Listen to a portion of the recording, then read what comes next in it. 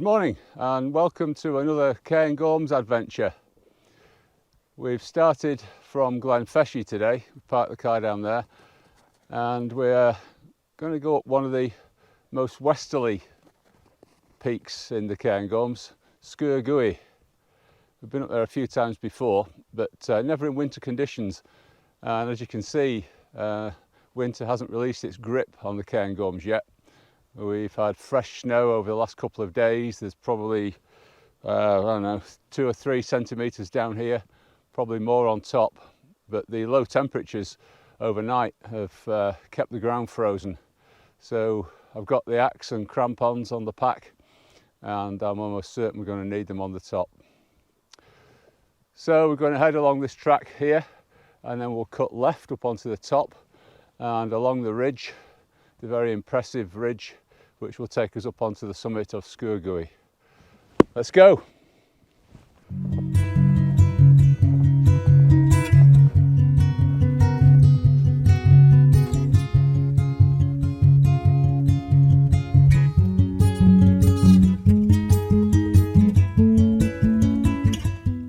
We're not far off the ridge now. We just stopped for a little break here and looking out at this fantastic view. We've got the cloud forming below us. There's plenty of blue sky about. That was quite tough going up there. The snow was sort of varying in depth from 3 inches to over knee deep, and yeah, much more than I'd expected. Anyway, we're not far from the ridge now. It flattens out a wee bit, and then we've got the nice walk along the edge of the ridge.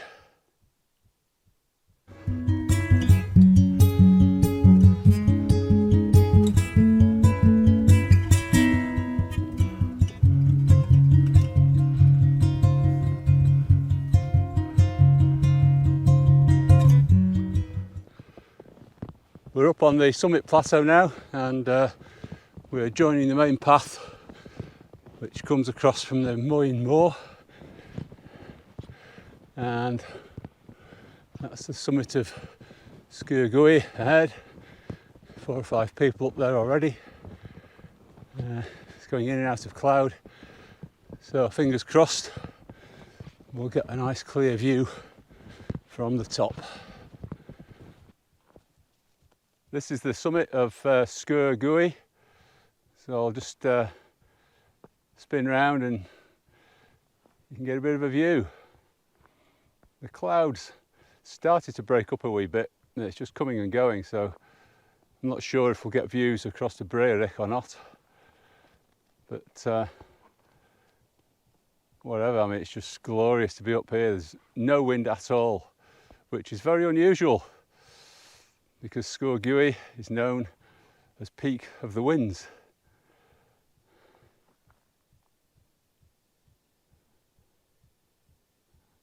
Now, plan A was to actually go back across those 2 lower tops, which used to be Munro's, but they were demoted because they're too close to this one. But having seen how much snow there is on those slopes, it would be very hard work. So we're going to go back the same way, I think, and just follow our own tracks back.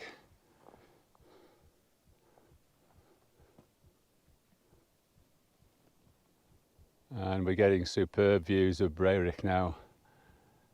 Even the summit has cleared on there.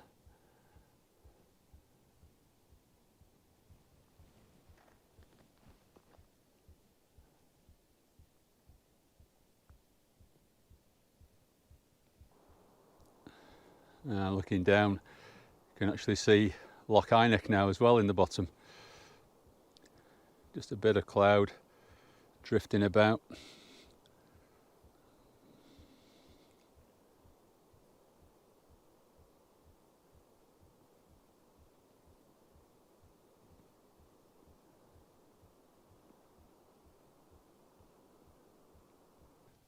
Yeah, I was just talking to a guy while I was having some lunch, and he's actually come up the way I was intending to go down, and he's saying the snow isn't that deep. He hasn't got snowshoes, he just had spikes on.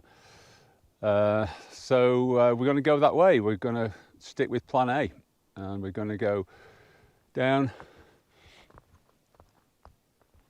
along the edge here, and then when we get down to that Belach, we'll hang a left, and that will take us over that wee lump in the middle, and then we've got 2 more tops, and we'll go over the back of the far one, and that will take us down to a path which will lead us back down into Glen Feshie.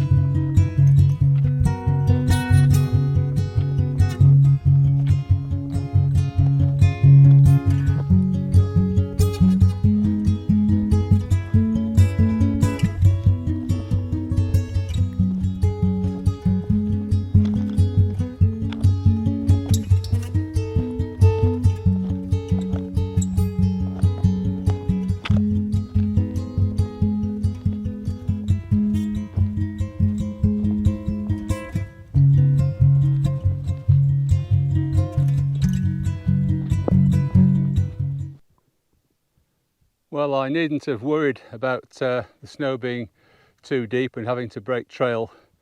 I've had 3 groups coming the other way, which means that they've broken trail for me.